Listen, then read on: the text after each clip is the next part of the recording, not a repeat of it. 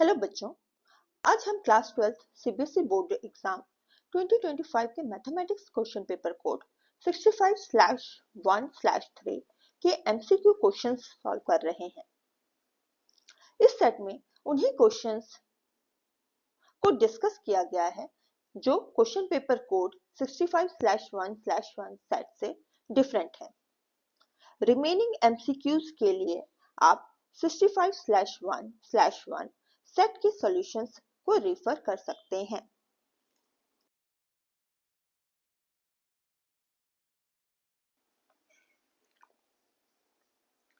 दो unit vector दिए हुए हैं।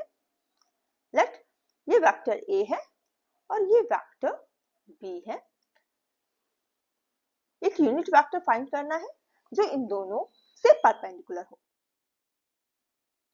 ऑलरेडी हमें पता है कि I cap dot J cap 0 होता है, J cap dot K cap 0 होता है, K cap dot I cap 0। Okay, now A और बी वेक्टर में आई और जे कैप है, यानी ये आई जे कैप को यदि किसी कॉमन यूनिट वेक्टर के कैप से यदि मल्टीप्लाई करते हैं, डॉट करते हैं, तो इसका डॉट प्रोडक्ट 0 आएगा। मींस जो यूनिट वेक्टर है वो के कैप है, देन ओनली आपका A dot K cap is 0 and B dot K cap is 0। ठीक है, ए डॉट आपका जो के कैप के साथ करेंगे तो ये 0 हो गया and B dot K cap 0 हो गया। तो आंसर ए है।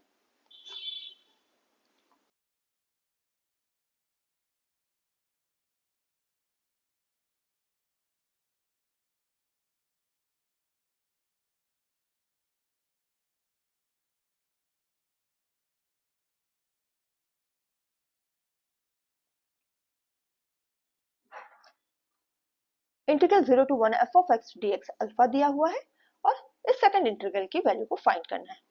यदि ये fx है तो fx प्रोडक्ट है टू फंक्शन का 1/1 plus x times of e raise to x। पहले वाले फंक्शन को ले लेते हैं u, दूसरे वाले को v। इंटीग्रेशन बाय पार्ट से सॉल्व करें तो integration of u v dx equal to u times of integration of v dx minus integration of d by dx of u integration of v dx dx। इसमें u और v की value को डालें। u ये तो हमारा given function है e x upon 1 plus x dx, इसकी लिमिट 0 से 1 तक है। u की वैल्यू 1 अपॉन 1 प्लस x है, integration of e raise to x dx minus integration then d by dx of 1 upon 1 plus x dx integration of e raise to x dx।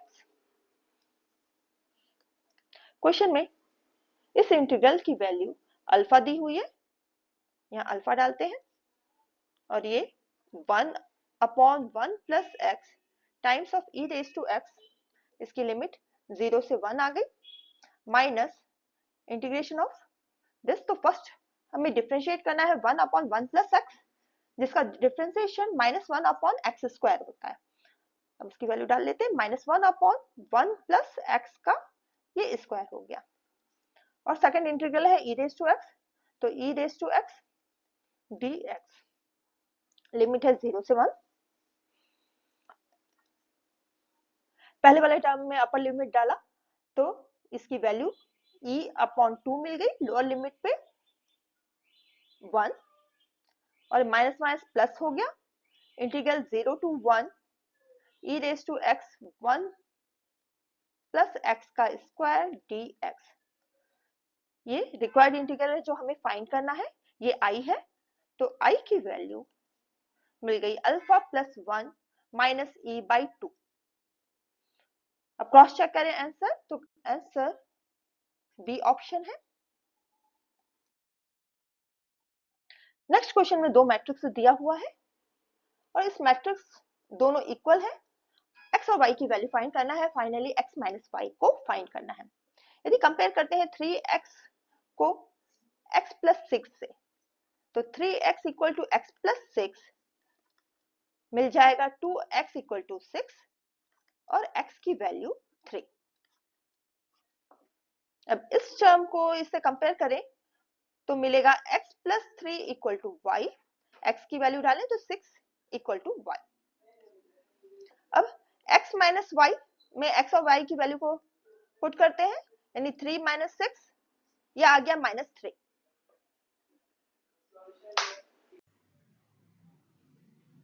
m और n two events हैं such that probability of m equal to 0.6, probability of n equal to 0.2 and probability of m intersection n is 0.5.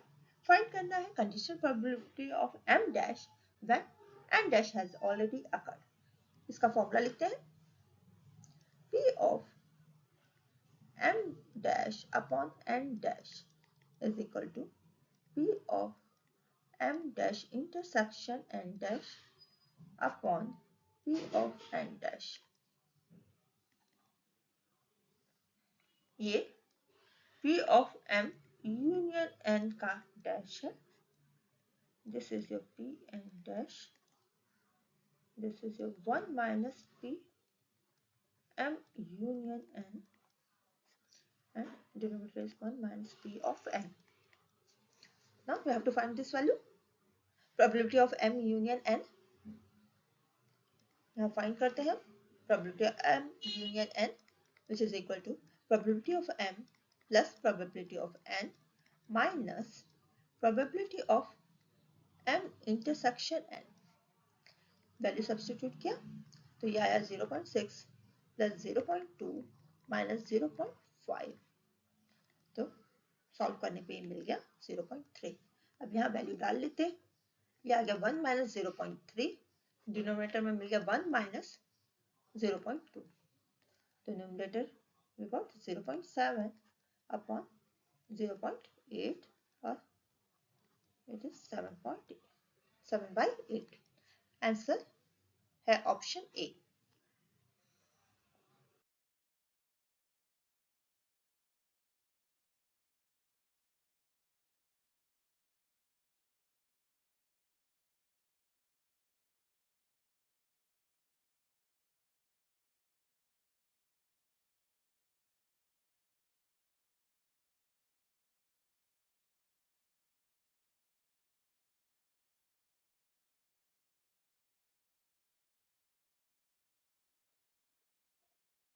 System of linear equations given है जो represent कर रहे हैं ए X equal to B से। ए coefficient matrix है, x variable matrix है, be constant matrix है। अब उसके सॉल्यूशंस के टाइप को डिस्कस करना है। जो सिस्टम ऑफ लीनियर इक्वेशन है A X equal to B, यहाँ दो केस अराइज होंगे। एक determinant of A is not equal to 0 होगा और सेकंड केस में determinant of A equal to 0 होगा। तो फर्स्ट केस में लीनियर सिस्टम ऑफ इक्वेशन को लिखें A X equal to B, left side से ए इनवर्स दोनों तरफ मल्टीप्लाई कर लें और सॉल्व करें तो मिल जाएगा x equal to A inverse b। ये सॉल्यूशन यूनिक होगा, मींस कंसिस्टेंट होगा। सेकंड केस लें, जब डिटरमिनेंट ऑफ a 0 है, यहां सॉल्यूशन लिखते हैं x equal to A inverse b। हमें पता है a इनवर्स की value adjoint of a upon determinant of a होती है। अब इसकी वैल्यू लिखें तो adjoint of a upon determinant of a times of b, तो ये मिल जाएगा adjoint of a times of b upon 0। अब एडजॉइंट ऑफ a की वैल्यू निकालनी है, adjoint of a times of b निकालना है। आगे का सॉल्यूशन इसके वैल्यू पे डिपेंड करेगा। तो ये केस हो सकता है कि इसकी वैल्यू 0 हो, तो सॉल्यूशन 0/0 हो जाएगा। तो इस केस में सॉल्यूशन मैनी हो सकता है और नो सॉल्यूशन भी हो सकता है। तो कंसिस्टेंट एंड इनकंसिस्टेंट दोनों केस हो सकता है। और सेकंड केस में ये नॉट इक्वल टू 0 है, लेट इसकी वैल्यू p है, तो ये p बाई 0 हो जाएगा जो डिफाइंड नहीं है, तो सॉल्यूशन एग्जिस्ट ही नहीं करेगा, मींस ये इनकंसिस्टेंट है। अब क्रॉस चेक करते हैं ऑप्शन। पहले केस में determinant of a is not equal to 0 है, कंसिस्टेंट कह रहा है, मगर x equal to b times of a inverse है, तो ये ऑप्शन गलत है।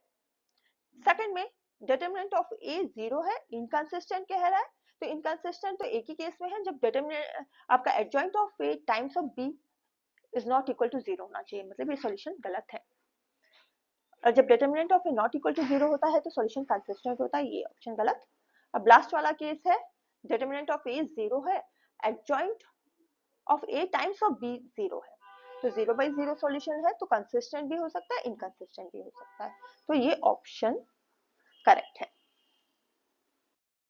इस गिवन डिफरेंशियल इक्वेशन का ऑर्डर और डिग्री फाइंड करना है।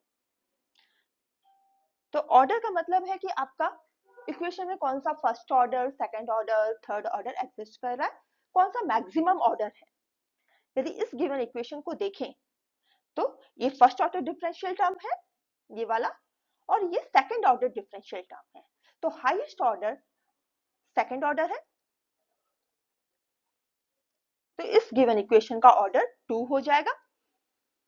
अब डिग्री, अब इस डिफरेंशियल टर्म का जो पावर होगा वो डिग्री कहलाएगा, तो इसका जो पावर है वो 1 है, तो डिग्री 1 हो गया। आंसर 2 और 1 है, तो ऑप्शन क्रॉस चेक करें तो आंसर सी करेक्ट